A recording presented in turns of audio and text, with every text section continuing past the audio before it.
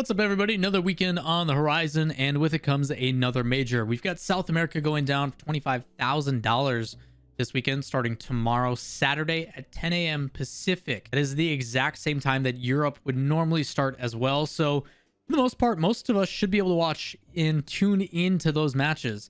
The thing is not a lot of people are well versed about the South American region. So, this video is going to be helping. Not only am I going to tell you what you can come to expect in the gameplay, but also the teams that you should be looking forward to.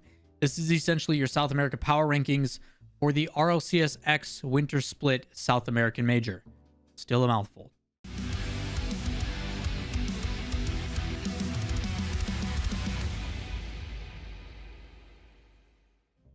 What is up, everybody? Lawler here, your inside source for all things Rocket League. As I mentioned in the intro, there is a lot of things going down this weekend.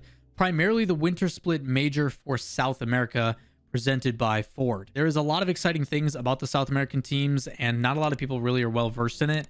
I personally don't cover them all that much because, quite honestly, the videos don't do that great on my channel. Same thing with OCE. There's a lot of focus on NA and EU, so I try to only update when the big events are happening because they are important, and I'll give them even more focus when we get into World Championship territory, if it does end up happening. Going to be breaking the video down into 3 different parts, probably.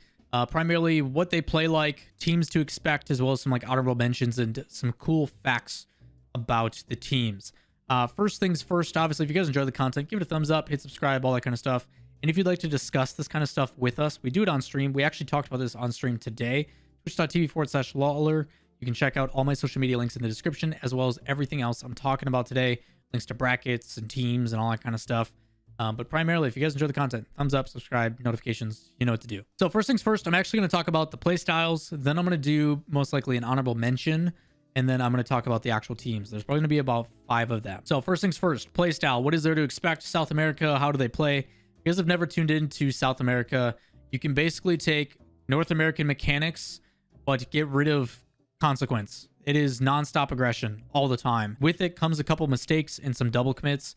And it has gotten better over the years as South America has been more established as a region. But many of us believe actually that South America is better than OCE. Many of the pros in scrims of the past have also mentioned if South America could recreate what they do in scrims, they would be the best teams in the world, which is a big accolade. So part of the reason why this is they are very aggressive. They do not play with consequence. They don't think, if I go for this, I'll lose this thing. Like, they are so confident in what they're doing that it just overwhelms teams. You can take a look at teams like Envy when they're on offense, teams like BDS, teams that just are relentless with numerous shots, G2, but with defense. There's a lot of things that these teams do that are really, really tight, but the difficulty is they still make mistakes. When you play that mechanical and you're just not feeling it that day, any one mistake crashes and burns and you get scored on. So there is a lot of mistakes with South America, but the action is exciting. So I do plead to you, if you are thinking about watching it, definitely do so. You will not be disappointed. There's going to be a lot of highlight plays that go on this weekend. The second thing is kind of 2 parts. It's an honorable mention as well as format situation. South America and OCE only have 2 regionals per split. So they have regional 1, regional 2, and then the major for that area or for that split, as compared to NA and EU that have 3. It's kind of weird. They also have less prize pools. Kind of dumb, if you ask me. But with that said, a team by the name 3 Sins, you guys have seen them at LANs. You should know who they are. The 3 Sins did relatively okay in fall regional. Like, they put themselves in a pretty good place. But something went on, and I don't know what happened. But in regional 1, the winter split, they played it, and then shortly after, one of their star players ended up putting out a Twitlonger. If you guys don't know PJ or PJTAO, PJ Tao _RL on Twitter, there's a Twitlonger, and there's some of it that gets lost in translation. But apparently there was some internal stuff going on to where the players just did not feel like things are going well. And they stopped playing. Like, they just completely disappeared. We haven't seen them actually be an active roster playing in matches since like December. Not exactly on the specific details of what's going on, but the team has disbanded. They are no longer together. They didn't even compete in Regional 2. They won't be playing in the majors. Like, they didn't show up for Regional 2 at all. So I have to admit, while I was looking up the 3 Sins information, everything else going on, there's so many roster changes that happen in this region. But realistically, the top 3, 4 always stay the same. There's some sort of culmination of players that mix and match. Sometimes they disband and come back together. Like, the 3 Sins was so many times of disbanding and coming back with sometimes the same roster. It didn't make any sense. Same things have happened with others. and it's kind of weird. So I'm just going to focus on the teams as they are right now, not provide too much of the long-term history. But the big thing that I will take and will say again, Three Sins was a really good team. They're not working actively anymore. Those players are now disbanded, and we haven't seen them since December. So we've talked about what to expect from the region. We've talked about the team that I thought had a pretty good shot but has disbanded. Now let's focus on the teams with the most recent results and probably the most likely to win the whole thing. This is technically your power rankings now. So fifth team I'm going to talk about, I'm going to go from 5 all the way up to 1. The fifth one is going to be a team by the name of Chromax, now known as Carnage Gaming. They were recently picked up back in January. It's about a bit over a month.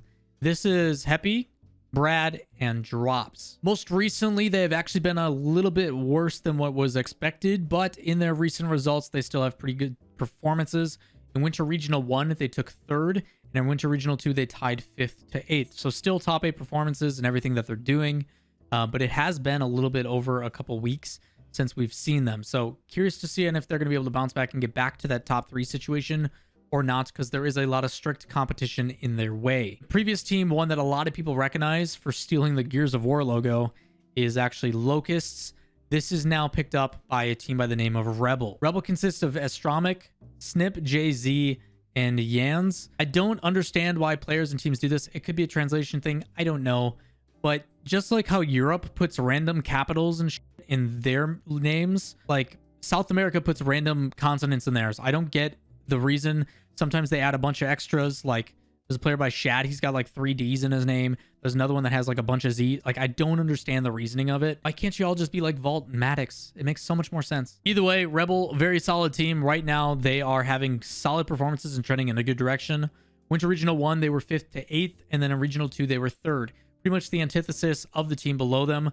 The reason why I have Locust, now Rebel, above Carnage is simply that. The recent results, you're talking 5-8 to 3rd instead of 3rd to 5-8. Again, complete opposites. Third team I'll be talking about, and probably the one I know the most, is going to be Noble Esports. This team has actually probably been one of the longest standing. They were picked up by Noble back in August of last year, back when they used to be, I think it was like Avidity or something like that, but they ended up bringing in like a new manager and stuff. But for the most part, the core foundation of this team has been the same for quite a while.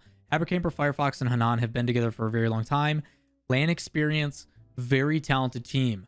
They started a little bit rough in Winter Regional 1 with a 5 to 8 placement, but recently winning in Regional 2. Hit a hot streak, did a lot of really things well, and went through some really strong competition in the region that they normally have a tough time against.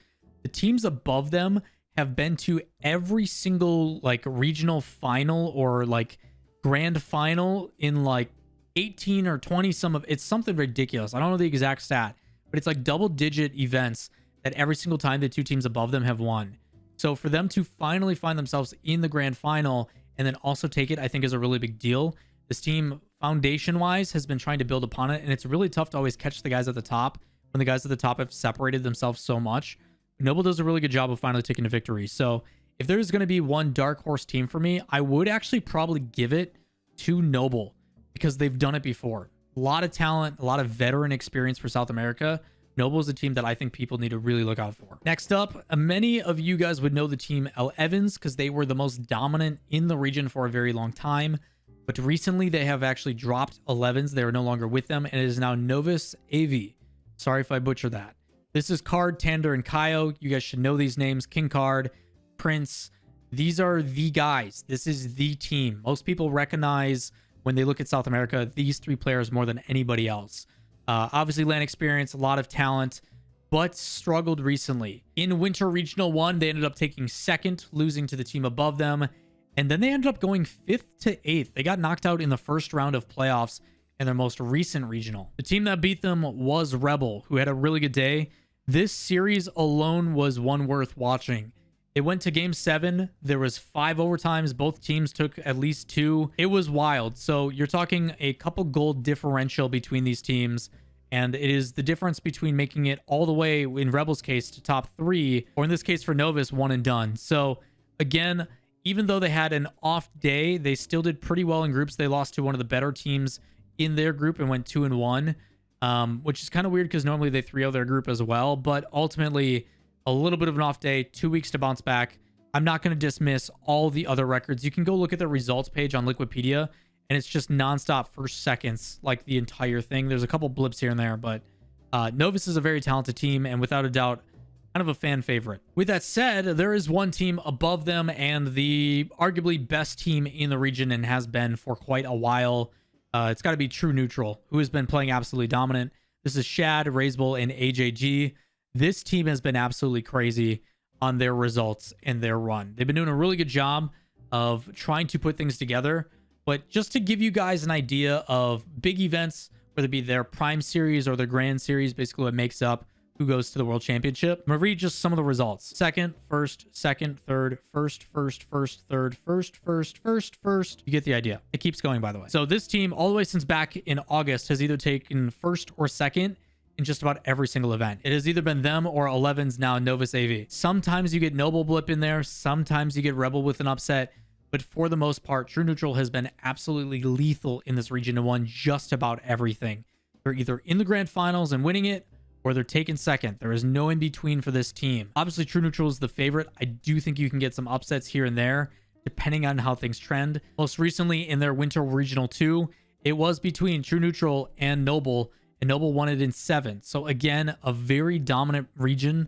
There is your top 2 most likely between True Neutral and Novus, but for the most part, there is some competition starting to come in, and hopefully this gives everybody that does watch this video a little bit more information on the teams.